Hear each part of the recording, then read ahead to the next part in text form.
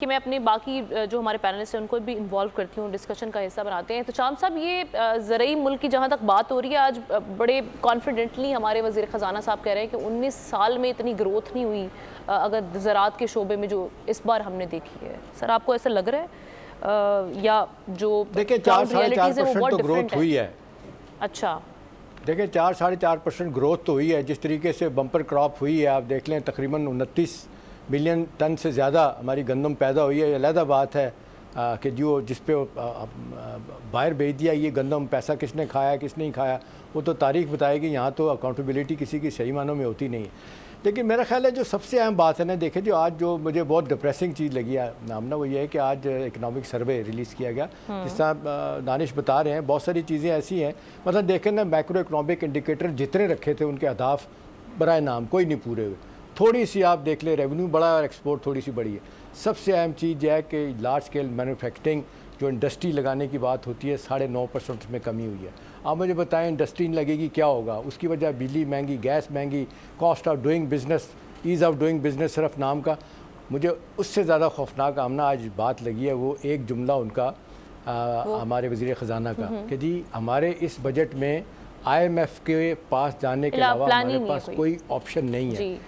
نہیں، پلان ہی کوئی آپشن ہی نہیں ہے، سوری پلان بھی نہیں ہے، کوئی پلان بھی نہیں ہے۔ اس کا مطلب یہ ہے کہ کوئی ایکسٹینشن ریفارم جو آپ نے کرنی تھی یا طے کرنی تھی وہ نہیں کی۔ وہی سب جو لوگ کہہ رہے ہیں آؤٹ سورس کر دیا گیا IMF کو، آپ نے سیدھا جا کے اپنا ساری اکنامک پلاننگ۔ اور پھر یہ سب سے بڑی بات ہے کہ جو گروتھ ریٹ آیا ہمارا GDP گروتھ ریٹ آمنا 3.5% گروتھ ریٹ رکھا تھا، وہ 2.5% سے بھی کم ہے۔ ورلڈ بینک IMF 1.7 کے قریب وہ بات کر رہے ہیں، اگلے سال 3.5% آپ نے گروتھ رکھا ہے۔ اب یہ سارا کچھ اپنا سامنے رکھا جائے، انتہائی ہارڈ کنڈیشنلٹیز ان کی سامنے رکھی جائے تو کوئی گروتھ نہیں ہوگی، جاب کریشن نہیں ہوگی، پاورٹی ایلیویشن نہیں ہوگی، کوئی ریلیف پبلک کو نہیں ہوگا۔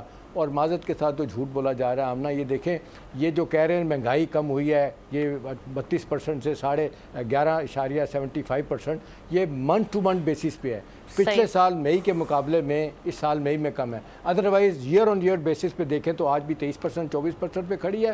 جب یہ سال ختم ہوگا، جو ختم ہو رہا ہے جولائی 30 کو، اس کے بعد کیا ہوگا جون 30 کو، جنوری 1 کو پتہ چلے گا معاملات کدھر چلیں گے۔ تو یہ ہے کہ آل از ناٹ ویل۔ اب یہ ہے کہ حکومت کے پاس کوئی آپشن نہیں ہے۔ وہاں گئے، چائنا بھی گئے ہیں، چائنیز کا بھی جو اطلاعات آ رہی ہیں وہ اتنی اچھی نہیں ہیں۔